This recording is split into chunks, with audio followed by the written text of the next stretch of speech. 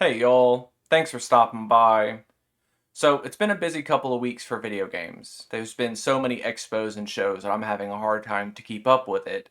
I kind of missed the days when we just had E3, but regardless, we're seeing all these trailers for new releases and remakes and remasters that these developers are coming out with, and one in particular that was announced, we had a trailer for it with no release date, is the remake for Perfect Dark.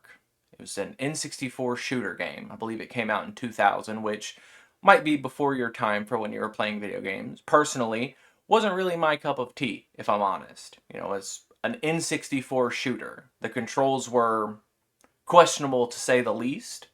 I think I got my fill of first person shooters on N64 with GoldenEye, but when you get coddled by computer controls with a game like Quake, it kind of makes it hard to enjoy yourself with limited controls. But I digress. You play as the title character, Joanna Dark, through this series. And this is what she looked like in the first Perfect Dark game. Despite it being first person, you had a character model that the character was based off of. And of course the box art, this is how it showed her. Kept it, nose up is important to see with this. The release, this new trailer, shows the character Joanna Dark, and surprise, surprise, she doesn't look like she did in the N64 version. This is the picture you might have seen floating around of her that people are freaking out about. And notably, they're complaining about the size of her jawline. That's been the big thing. I've seen people comparing this picture to another one of her from a different game, Perfect Dark Zero, which is the sequel to the Perfect Dark on the N64. And frankly, I gotta be honest with you, this is kind of a sign that the people who are complaining about this aesthetic change are really full of themselves, because Perfect Dark Zero was awful. Terrible game. Nobody enjoyed this.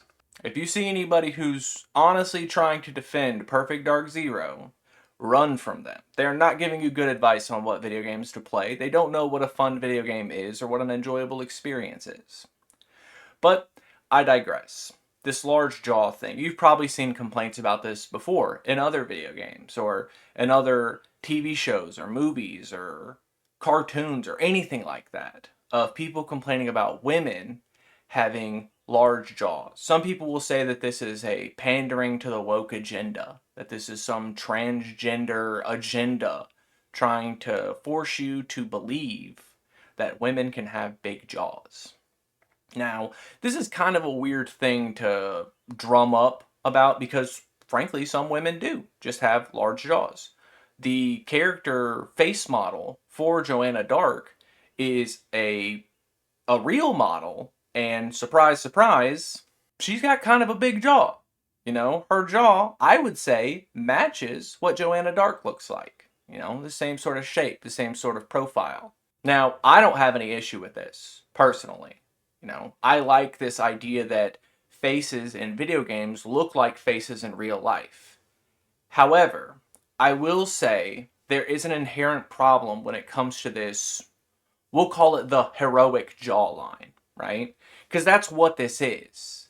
It's this protagonist face that people get, this superhero look that goes about them. And while it is true that as people, we have associated that strong jaw, that, frankly, what some would consider a masculine feature, to be equated with heroism, to be equated with goodness and holiness. And this is just bone. This is something that is a genetic thing that you can't really fix outside of surgery. There's, exercises you can do that can build the muscle on your face. But for that bone structure itself, that's something you're kind of born with.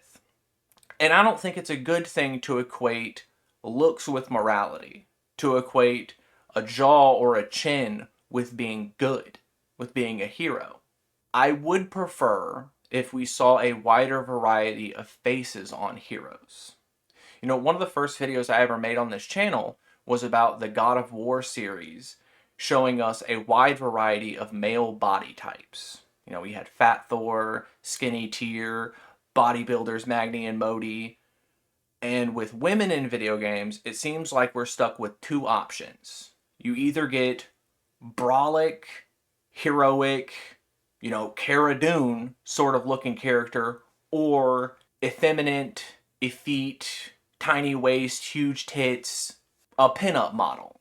there's more that women can be than just those two things. And I think it would be beneficial for developers to start to expand what they make these characters look like, to show a more accurate reflection of reality for what makes a good person. Because it's not what you look like. It's never been what you look like. It's always been what you act like. I think that's why I like games with a character creator, because you can make them look like you and do the actions that you would like. And no one can get mad at you for making you in a game, right? Again, while I don't have any issue with a woman having a large jaw, I mean, personally, I kind of like a strong chin. But that's not the only way a woman can look like. And that's certainly not the only way a woman can be a hero. So, maybe look at the way people are complaining about her features, and especially if they're using that Perfect Dark Zero image, just laugh at them and move on. There's no point. Um, Again, there's no release date for this game, so we still need to see, I guess, more news when it comes out. But until then, or I guess until we get another woman in a video game who happens to have a jaw bigger than the average video game commentator, y'all try to have a good day.